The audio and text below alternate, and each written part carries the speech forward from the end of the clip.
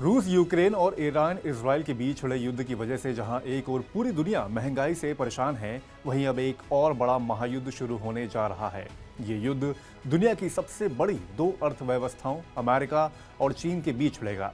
America और चीन के बीच अगर व्यापार युद्ध बढ़ता है तो इसका सबसे बड़ा फायदा भारत को होगा।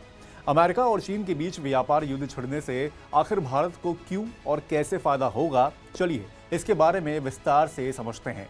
थिंक टैंक GTRI का कहना है कि अमेरिका और चीन के बीच व्यापार युद्ध बढ़ने से भारत को अपना निर्यात बढ़ाने में मदद मिलेगी।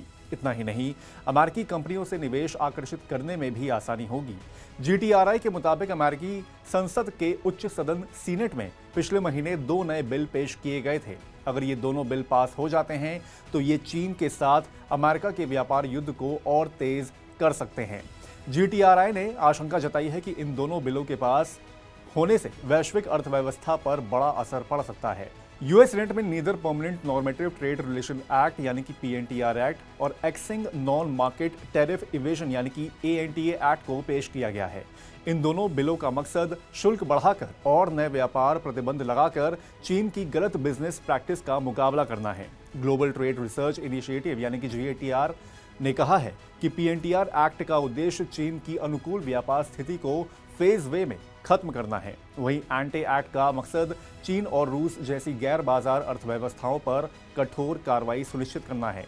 GTRI के संस्थापक अजय श्रीवास्तव का मानना है कि इन दोनों बिलों का मकसद अमेरिकी कंपनियों के हितों की रक्षा करना है। साथ ही ये बिल भारत जैसी उभरती अर्थव्यवस्थाओं को अपने मैन्युफैक्चरिंग सेक्टर को विकसित करने के अवसर भी प्रदान करेंगे, क्योंकि अमेरिकी कंपनियां चीन से अपना मैन्युफैक्चरिंग बेस हटाने के लिए एक नया ऑप्शन तलाश रही है।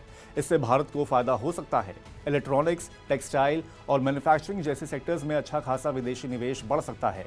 ऐसा होने पर ग्लोबल सप्लाई चेन में भारत की स्थिति मजबूत होगी।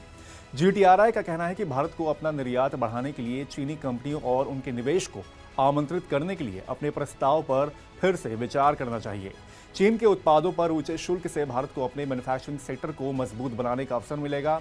GTRI ने सरकार को यह भी सुझाव दिया है कि भारत को चीन का विकल्प तलाश रही बहुराष्ट्रीय कंपनियों से निवेश आकर्षित करने के लिए सक्रिय रूप से कदम उठाने चाहिए।